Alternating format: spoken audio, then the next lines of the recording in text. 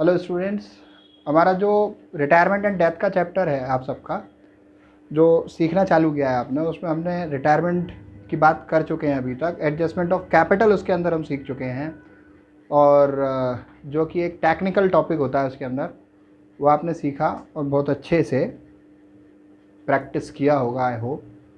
अभी आगे डेथ का टॉपिक है, डेथ ऑफ ए पार्टनर, जो बच्चों को बहुत परेशान करता है।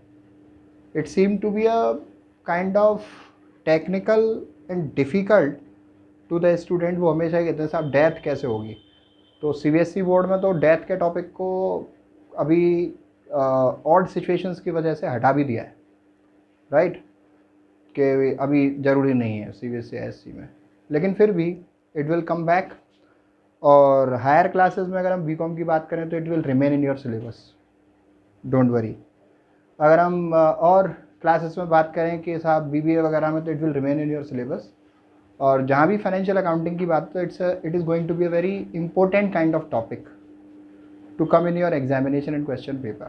So today what I will do, I will take you the deep understanding about the dealing with the situation death is there in the partnership firm. Partnership firm में किसी partner की डेथ हुई तो उस पॉइंट को, situation को accounting treatment में कैसे डील करेंगे, अकाउंट्स में, फर्म के अकाउंट्स में कैसे डील करेंगे, that we have to learn, right.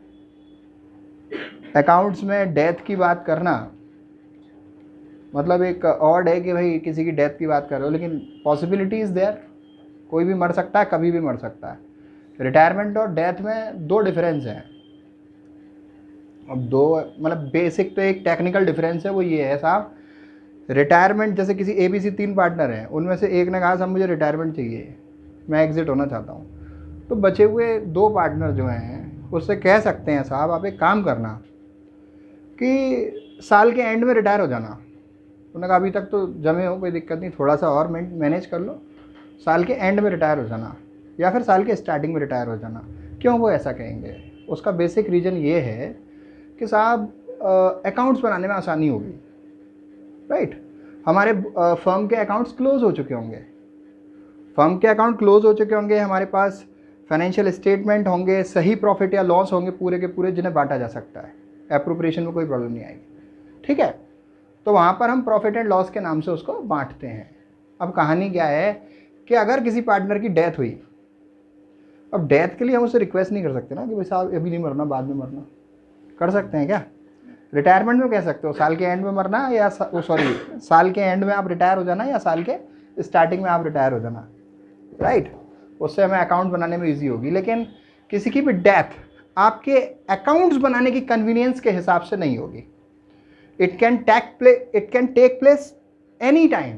जब भी ऊपर वाले का बुलावा आ जाएगा तो कोई भी किस ऊपर जाना पड़ेगा उसको, चाहे वो पार्टनर हो, इंडिविजुअल हो, कोई भी हो। लेकिन अकाउंट्स में हमें ये सिचुएशन डील करनी है कि कोई पार्टनर अगर मरा, अब वो कभी भी साल के एंड में मरा तो कोई समस्या नहीं आएगी, साल के स्टार्टिंग में मरा तो कोई समस्या नहीं है, लेकिन रिक्वेस्ट नहीं कर सकते आप, साल के बीच में ही मर सकता है वो, कभी भी मरा, जब मरा। तो जो पेमेंट्स उसको देने हैं वो टोटल कितना बन रहा है कि उसको हम क्या दें, that we have to learn to calculate in this. How the calculation of the total amount payable of the deceased partner to be done. अब रिटायरमेंट के केस में तो भाई रिटायर्ड जो पार्टनर है वो खुद लेके जाता है अपना जो भी हिस्सा बनता है टोटल, अभी तक जो मेहनत की उसने। लेकिन डेथ के केस में वो मरा हुआ तो ऊपर से आएगा नहीं, राइट। उसके बिहाफ पर जो भी उसके सक्सेसर्स होंगे, लीगल रिप्रेजेंटेटिव्स होंगे, लीगल हायर्स होंगे, they will claim their money, they will claim their right, they will say कि साहब आपके यहाँ अभी तक हमारा बंदा जो था पार्टनर रहा है, मेहनत की है, पैसे लगाए थे, उसके जो भी बन रहा है उसका शेयर आप सब दे दीजिए। तो वी विल लर्न डीपली कि कैसे डिजीज पार्टनर का अमाउंट ड्यू हम कैलकुलेट करेंगे उस डेट पर जिस डेट पर उसकी डेथ हुई है, राइट। और वो अमाउंट हम क्योंकि उसको नहीं दे सकते, उसके बिहाफ पर उसके एग्जीक्यूटर को देंगे। रिटायरमेंट में क्या होता था कि जो भी अमाउंट देना है आपको, उसको कैपिटल देनी है, उसका गुडविल का शेयर देना है, उसका रिवैल्यूएशन का प्रॉफिट का शेयर देना है, उसका जनरल रिजर्व का शेयर देना है, उसका अकाउंटिंग बैलेंस शीट तक का जो भी अनडिस्ट्रीब्यूटेड प्रॉफिट्स एंड रिजर्व्स हैं, उसमें से शेयर देना है, वो सब जोड़ देते थे। कुछ लॉस वगैरह घटाने हैं, राइट, वो घटा देते थे लॉस में अगर कोई हिस्सा है। तो जो भी अमाउंट बचता था ना इन फाइनल, वो या तो हम उसको टोटल पेमेंट करते थे या फिर हम उसके लोन अकाउंट में ट्रांसफर करते थे। क्लियर? एग्री? या फिर इंस्टॉलमेंट में पेमेंट करते थे, ऐसा कुछ होता था।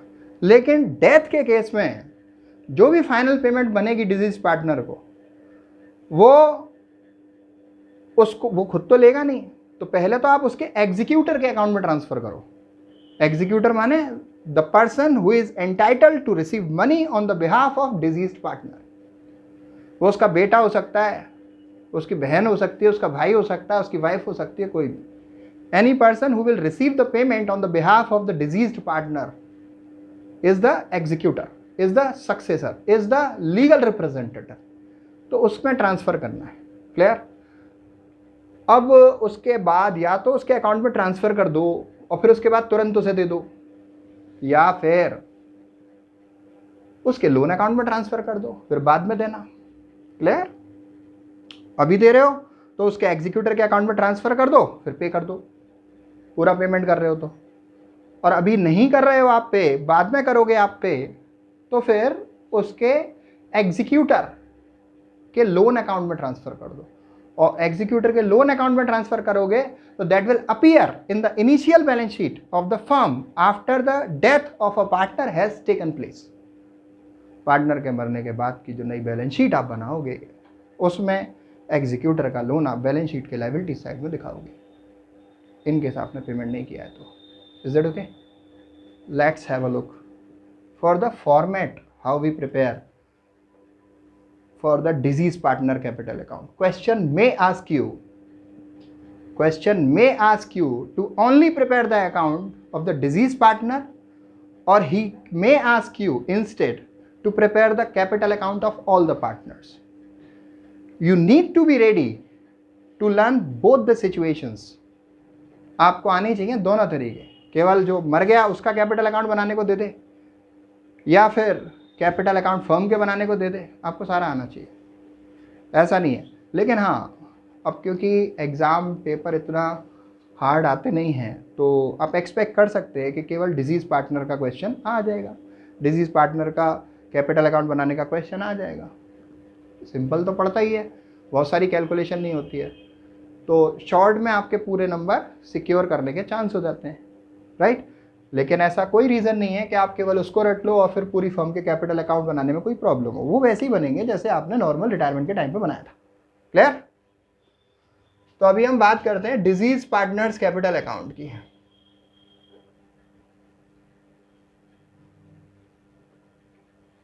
अभी मैं फॉर्मेट बताऊंगा, फिर उसके बाद ये फॉर्मेट को अप्लाई करके दिखाऊंगा। ये मेरे पास न्यूमेरिकल नोटेड डाउन है on the board, how that shall be solved. Here I'll discuss the complete format, what can maximum be included into this format, right? तो सबसे पहला काम ये होता है साहब, जो भी पार्टनर मर गया उसका डेबिट बैलेंस है या क्रेडिट बैलेंस है। डेबिट बैलेंस होगा तो बैलेंस शीट के असेट्स में लिखा होगा, क्रेडिट बैलेंस होगा तो बैलेंस शीट के लायबिलिटी में लिखा होगा। अगर लायबिलिटी में लिखा है तो उसे बाय बैलेंस ब्रॉट डाउन कर लो,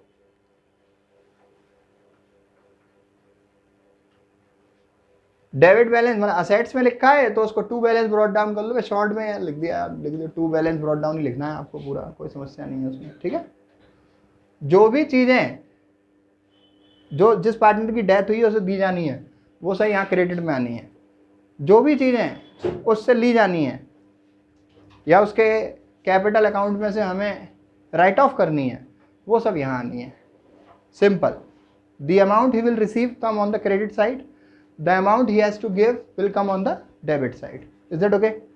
Now listen one by one. The first point is undistributed profit.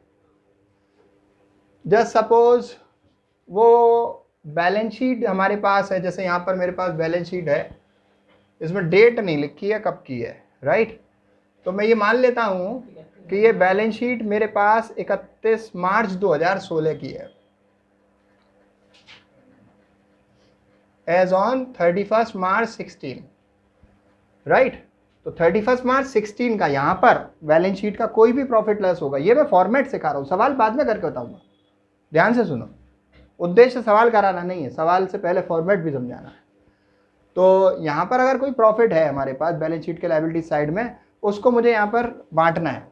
3 partner तो है नहीं, केवल उसका मैं बना रहा हूँ जिसका डेथ हुई है, तो उसी का शेयर जो होगा, राइट। तो मैं उसका शेयर यहाँ पे लिख दूंगा। इसे मैं कहता हूँ कि अनडिस्ट्रीब्यूटेड प्रॉफिट या एक्यूमुलेटेड प्रॉफिट्स एंड रिजर्व में से उसका हिस्सा जितना बनता है मैं दूंगा। फिर बच्चों जो सेकंड ठीक बात आती है ना, वो होती है कोई भी जनरल रिजर्व वगैरह है उसमें से हमारे डिजीज पार्टनर का जो शेयर है। जनरल रिजर्व हमारे पास रिजर्व फंड के नाम से भी हो सकता है, जनरल रिजर्व के नाम से भी हो सकता है, ठीक है ना। आगे इसके आगे और कौन कौन सी चीज़ें हो सकती हैं, वर्कमैन कंपनसेशन रिजर्व हो सकता है, शॉर्ट में लिखा है WCR, बोल पूरा फॉर्म भी रहा हूँ मैं, workman compensation reserve, right. Workman compensation reserve का क्या फंडा है, 10,000 रुपये का वर्कमैन कंपनसेशन रिजर्व है। कोई क्लेम वर्कर्स से फर्म के अगेंस्ट मान लो 2,000 रुपये का है, तो 10,000 में से 2,000 घटा के बचे हुए 8,000 बांट देंगे तीनों पार्टनर में। यहाँ हमारा मतलब एक पार्टनर है, राइट, उसका जो भी शेयर होगा वो उतना अमाउंट आएगा, राइट, पी&एल रेशियो के हिसाब से। और अगर कहीं वर्कर्स का कोई क्लेम नहीं होता है तो पूरा का पूरा आप 10,000 डिस्ट्रीब्यूट कर सकते हो। Clear. Now listen further into this, और क्या क्या चीज़ें हो सकती हैं जो हमें बांटनी पड़ेंगी क्रेडिट में। एक होता है कंटिंजेंसी रिजर्व,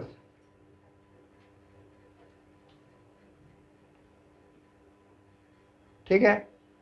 एक होती है आपकी जो है इंटरेस्ट ऑन कैपिटल, ये थोड़ी इंपॉर्टेंट होती है। ये कब से कब तक की मिलेगी आपको, अगर मैं इस सवाल में देखूं, ये 31 मार्च 2016 की बैलेंस शीट है और ये इसकी कैपिटल है, बी की कैपिटल 6,000 है, मुझे इसका अकाउंट बनाना तो मैं 6,000 लिखूंगा, और ये मरा कब है, 31 मई को। तो लास्ट बैलेंस शीट की डेट से डेथ की डेट तक की इंटरेस्ट मुझे देनी होगी। क्लियर। तो एक काम करते हैं कि पूरा फॉर्मेट तो हम बना ही रहे हैं, अब इस फॉर्मेट में से इसमें से जो सामान मिलता जाएगा उसको थोड़ा लिख लेते हैं। जैसे हमारा यहाँ पे बी मर गया, हम जानते हैं 6,000 रुपये इसका अमाउंट है, लिख देते हैं। हम बना रहे हैं 20 capital account, right, diseased partner 20 capital account. Opening balance लिख दिया मैंने, प्रॉफिट यहाँ पे था नहीं तो उसका शेयर हमें लिखना नहीं था। जनरल रिजर्व है यहाँ पर 3,000 रुपये का, पार्टनर का शेयर कितना है 3:1, कौन मरा, बी, तो बी का शेयर कितना हो सकता है स्टूडेंट्स 2/6, तो जो 3,000 है उसका 2/6 कितना होगा, 3,000 का 2/6 1,000 होगा, लिख दो, राइट। वर्कमैन कंपनसेशन रिजर्व कोई है नहीं, होता तो उसका शेयर लिख देते। कंटिंजेंसी रिजर्व कोई है नहीं, होता तो उसको बांट देते। और ये कहानी तो रिजर्व साइड की है। इंटरेस्ट ऑन कैपिटल है, ठीक है, इंटरेस्ट ऑन कैपिटल है, जो कैपिटल है इसकी 6,000 रुपये है, और किस डेट पे, 31 मार्च 16 को है। ये मर गया कब, 31 मई 2016 को। ये बैलेंस शीट फर्म की बनाने के बाद कितने टाइम तक ये लाइव था, right, he was breathing, he was surviving, जिंदा था वो। तो 31 मार्च 16 से 31 मई तक, अप्रैल मई, 2 महीने ना, 2 महीने ना, तो 2 महीने की इंटरेस्ट ऑन कैपिटल देंगे हम यहाँ पर। और इंटरेस्ट ऑन कैपिटल की रेट क्या होगी साहब, capital and interest up to the date of death at 6% per annum. Per annum लिखा होता है तो टाइम ध्यान रखना पड़ता है, पर एनम नहीं लिखा है तो फिर 2/12 का मल्टीप्लाई करने की जरूरत नहीं है। देख लो पर एनम लिखा हुआ है 6% पर एनम। पर एनम अगर मेंशन है तो जो भी मंथ्स हैं उसके लास्ट बैलेंस शीट से डेथ की डेट तक के उतने मंथ्स हम कंसीडर करेंगे। Is that okay? Otherwise direct आ जाता 6%, राइट। तो कैपिटल इसकी है 6,000, 6,000 का 6 मंथ का हो जाता है 360, और 360 में से 2 मंथ का डेप्रिसिएशन यहाँ पर अगर मैं निकालूँ तो that will be 60 rupees. Clear? Now listen more into this. अब क्रेडिट साइड में और क्या आना चाहिए? क्रेडिट साइड में आना चाहिए गुडविल का शेयर, राइट? कौन है ये? ए बी सी है, कौन मरा? बी मरा। कौन देगा गुडविल इसको? ए और सी। क्लियर? एंट्री होती है remaining to retiring, gaining to sacrificing, right? Remaining to retiring कर लो या फिर gaining partner to sacrificing partner कर लो, बात दो ही है, मतलब एक ही है उसका। क्लियर? तो by A's capital and by C's capital account ये गुडविल का शेयर जो होगा इसका देंगे, राइट? तो अभी एक काम करता हूं, क्योंकि मुझे फॉर्मेट पूरा समझाना है, जो इससे एक्स्ट्रा होगा, जितना ये सवाल है उससे ज़्यादा होगा वो फॉर्मेट, वो समझाना है मुझे, जिससे सारे सवाल कवर कर ले। और क्योंकि सवाल भी समझाना है तो सवाल की भी जानकारी ले लेते हैं। यहाँ पर ABC 3:1 का ratio, loan on mortgage, BP creditor, general reserve capital, और फिर उसके बाद में cash, bank, BR, debtor, stock, investment, building. मर गया 31 मई 2016 को, पार्टनरशिप डीड कहती है, ये सब देंगे एग्जीक्यूटर को। पहला पॉइंट उन्होंने कहा कैपिटल देंगे, कैपिटल पे इंटरेस्ट देंगे, up to the date of death देंगे, 6% पर एनम से देंगे, ये हम कर चुके। कैपिटल लिख दिया हमने, इंटरेस्ट लिख दिया हमने। दूसरा पॉइंट लिखा है जनरल रिजर्व का शेयर देंगे। जनरल रिजर्व था हमारा 3000, उसमें से उसका शेयर था ब्यूटीफुल 1000, राइट? दे दिया हमने। उसका शेयर देंगे प्रॉफिट का, तो प्रॉफिट यहाँ पर कोई होता तो हम देते, राइट? उसका शेयर देंगे प्रॉफिट का, यहाँ पर प्रॉफिट कोई होता तो हम देते। आगे डेथ की डेट तक का प्रॉफिट होता है, उसकी हम बात करेंगे, राइट? डेथ की डेट तक का प्रॉफिट होता है, उसकी हम बात करेंगे। ये जो बात है हिज शेयर ऑफ प्रॉफिट, ये कई तरीके से समझनी चाहिए। जो बैलेंस शीट है उसमें जो प्रॉफिट दे रखा है उसमें से उसे शेयर देते हैं एक तो हम। क्लियर? और दूसरा, अभी मैं बात करूंगा दूसरे प्रॉफिट की भी, अभी थोड़ा सा सस्पेंस मेंटेन करो, राइट? आगे लिखा हुआ है उसका गुडविल का शेयर देंगे, और गुडविल का वैल्यूएशन करेंगे हम 2 साल के परचेज के बराबर। मैं रिपीट कर रहा हूं, उसका गुडविल का शेयर देंगे और गुडविल को वैल्यूट करेंगे हम 2 साल के परचेज के बराबर। ठीक है? गुडविल का ये वैल्यूएशन दिया, ये पुराने जो मेथड्स आपने सीख रहे हैं उसी हिसाब से रखा है, 2 साल के परचेज के बराबर। Of the average profit of 3 years, profit पिछले 3 साल के, 31 मार्च 14 के, 15 के और 16 के, ये आपके दे रखे हैं। समझ रहे हैं आप? ये आपके प्रॉफिट्स दे रखे हैं।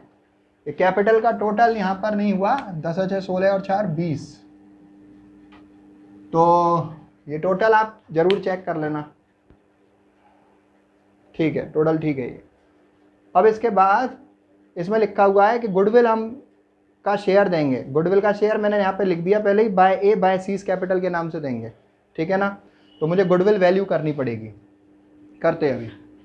एंट्री क्या होती है? By A's capital by C's capital in the column of B, और फिर उसके बाद 2 बीज कैपिटल हम ए और सी के कॉलम में लिखते हैं। ठीक है? अब क्योंकि ए और सी का कैपिटल अकाउंट तो मैं बना नहीं रहा, तो यहाँ पर केवल इतना ही होना है, क्योंकि केवल उसी पार्टनर का कैपिटल अकाउंट है जो मरा है। Is that okay? No problem with this. अभी क्योंकि मैंने कहा कि मुझे सवाल सोल्व भी साथ में ही करना है, तो ले लेते हैं साहब गुडविल। अंकल ने कही कि गुडविल 2 साल के परचेज के बराबर है। एवरेज प्रॉफिट कितने साल का? 3 साल का। तो 2 साल के परचेज के बराबर एवरेज प्रॉफिट ले लीजिए। 14, 15, 16 के जो प्रॉफिट हमारे पास थे 7,800, 9,000 एंड 9,600। 7,800, 9,000 एंड 9,600, इन तीनों को जोड़ना है, 3 से डिवाइड करना है। क्लियर? कैलकुलेशन साथ साथ आप करेंगे।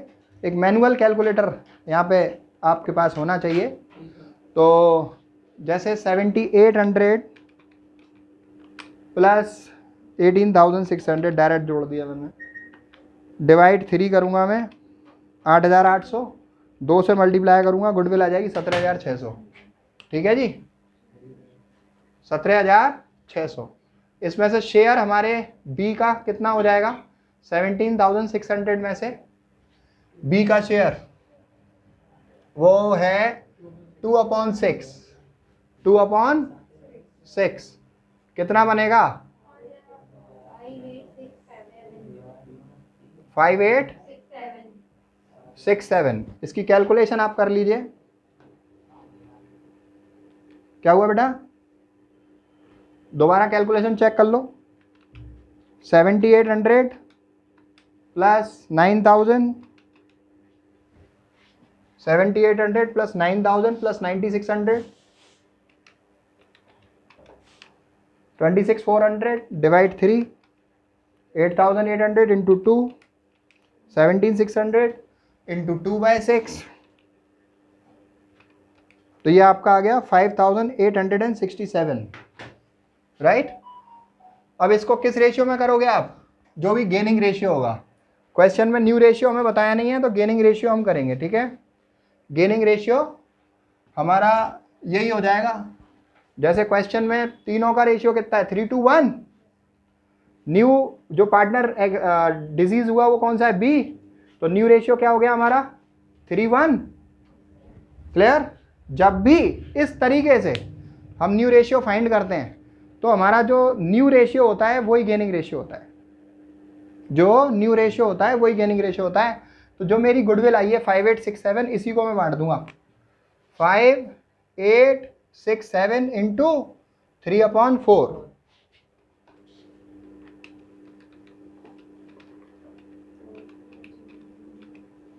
4400, दिस इज द अमाउंट। अब इसका देख लेते हैं, 5867 इंटू 1/4, 5867 बाय 4, 1467। ये टोटल वही आना चाहिए बस जो उसका शेयर आ रहा है, ठीक है, 5867। तो वो राउंड ऑफ करके हम कर लेते हैं, जैसे इन दोनों का टोटल वही बैठ रहा है। अच्छा, मैं और देख लेता हूँ सवाल में क्या लिखा हुआ है। इन्वेस्टमेंट बेच दिए 16,200 में और बी के लीगल रिप्रेजेंटेटिव का पेमेंट कर दिया। ये मेरा सवाल है, बस इतना सही है इस सवाल में तो, लेकिन मुझे बताना बहुत सारा है आपको। इन्वेस्टमेंट बेच दिया कितने में, 16,200 में, और बी के लीगल रिप्रेजेंटेटिव का पेमेंट कर दिया, तो सवाल तो इतना सही है, खत्म है चूरन, राइट।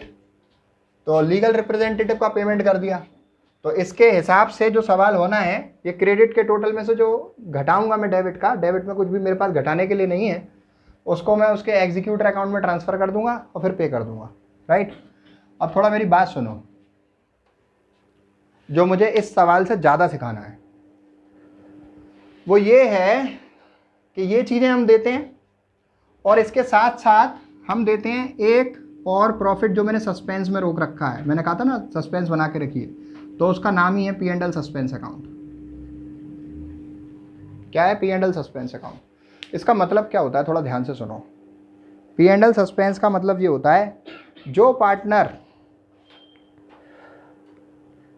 डेट फिक्स नहीं है मरने की, कभी भी मरेगा, ये मरा 31 मई को, लास्ट बैलेंस शीट बनाने के 2 महीने बाद, तो यही तो प्रॉब्लम है अकाउंटिंग की, जिसमें रिटायरमेंट में हम कह देते थे साल के एंड में हम रिटायरमेंट ले लेना, साल के स्टार्टिंग में ले लेना, लेकिन डेथ के केस में क्या है कि वो कभी भी मर सकता है। तो ये 31 मई को मर गया, तो लास्ट बैलेंस शीट से डेथ की डेट तक भी तो वो बिजनेस में था और उसने आपके साथ काम किया, तो वहाँ तक जो भी आपके बिजनेस का प्रॉफिट होगा उसमें से हमारे पार्टनर को हम शेयर देंगे।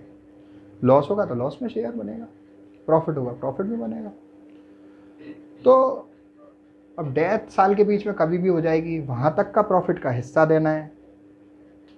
तो प्रॉफिट का हिस्सा एग्जैक्टली हम कैलकुलेट करते हैं जब पूरा हम बैलेंस शीट बना लेते हैं, अकाउंट हम क्लोज कर देते हैं।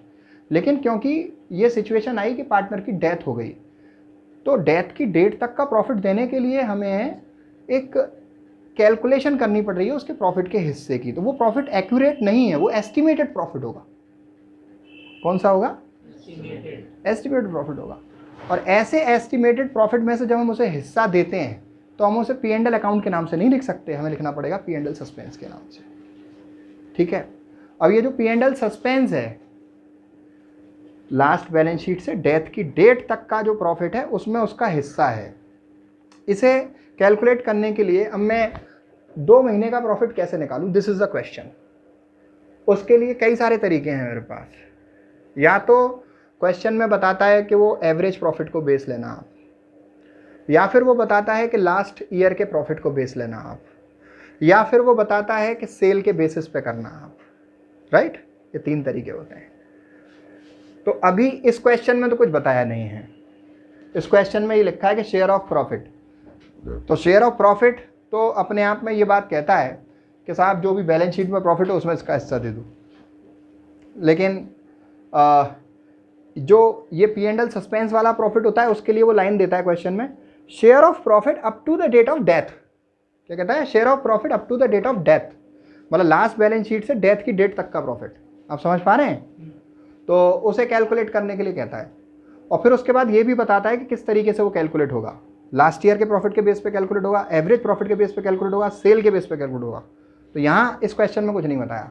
तो जब नहीं बताया होता है और फिर भी अगर कह दिया होता है कि डेथ की डेट तक का प्रॉफिट का हिस्सा दो, तो उसे हम देते हैं, या तो अपने आप एज्यूम कर देते हैं हम लास्ट ईयर के प्रॉफिट के बेस पे दे देंगे या फिर एवरेज प्रॉफिट के बेस पे दे देंगे। राइट, तो यहाँ पर क्लियर नहीं है तो मैं एक काम करता हूँ, लास्ट ईयर के प्रॉफिट के बेस पे दे देता हूँ। इसमें मुझे नोट डालना पड़ेगा। क्या डालना पड़ेगा? Note. The calculation of profit up to the date of death has been calculated assuming the previous years base profit. Clear? पिछले साल के प्रॉफिट को बेस मानकर। तो यहां इसको कैसे कैलकुलेट करते हैं? पिछले साल का प्रॉफिट से मतलब है 31 मार्च 2016 का प्रॉफिट, जो मेरे पास है 9600। मैं दिखाता हूं आपको। 9600 पिछले साल का, पूरे साल का प्रॉफिट है। और लास्ट बैलेंस शीट से डेथ की डेट तक 2 महीने हो रहे हैं, तो इसमें से मैं 2 महीने का प्रॉफिट निकालूंगा 2/12 करके। ठीक है, फिर उसमें से इसका जो भी हिस्सा है वो मैं दूंगा। हिस्सा कितना है? अच्छा, 9600 मेरा पूरे साल का है, 12 से डिवाइड करूंगा तो आ जाएगा 800, और 2 मंथ्स का आ जाएगा 1600। 1600 2 महीने का जो प्रॉफिट है वो फर्म का है, इसका नहीं है, फर्म का है। उसमें से इसका हिस्सा कितना है? 2/6। इसका हिस्सा कितना है? 2/6।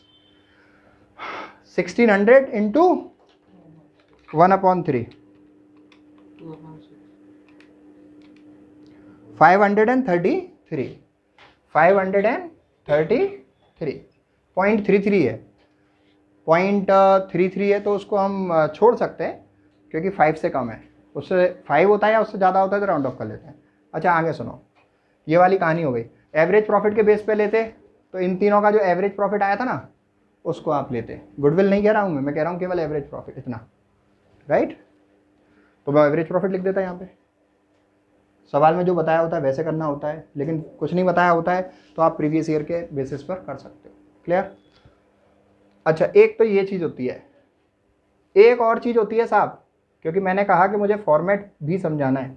जॉइंट लाइफ पॉलिसी में इसका जो शेयर होगा, अगर फर्म की जॉइंट लाइफ पॉलिसी है तो उसमें इसका कोई हिस्सा बनता है तो वो हम इसे देंगे। जॉइंट लाइफ पॉलिसी का सिंपल सा फंडा ये है कि साहब पेमेंट या तो पॉलिसी मैच्योर हो गई हो तब मिलता है, या फिर पार्टनर मर गया हो तब मिलता है पूरा।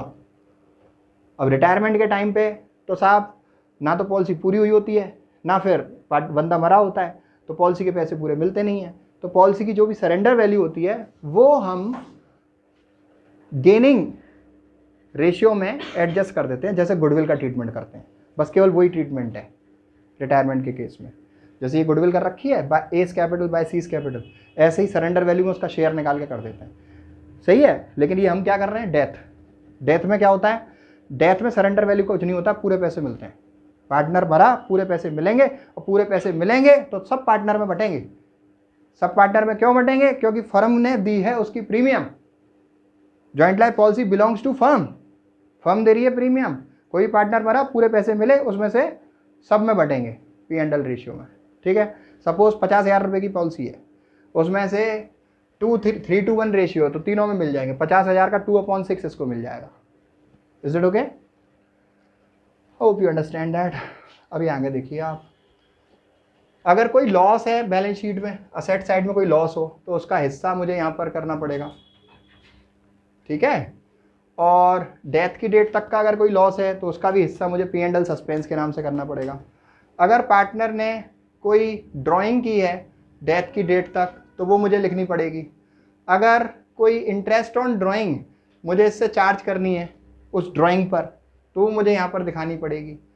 अगर बैलेंस शीट के असेट्स में, क्वेश्चन में दी हुई बैलेंस शीट के असेट्स में यहाँ पर कोई प्रिलिमिनरी एक्सपेंस है, प्रिलिमिनरी एक्सपेंस वो राइट ऑफ करने पड़ेंगे, उसमें से उसका हिस्सा, हर चीज़ उसके हिस्से से होगी। और जो क्वेश्चन में बैलेंस शीट है उसमें से, उसमें अगर गुडविल दे रखी है तो उसमें उसका जो हिस्सा बनता है वो यहाँ राइट ऑफ करना पड़ेगा। क्लियर।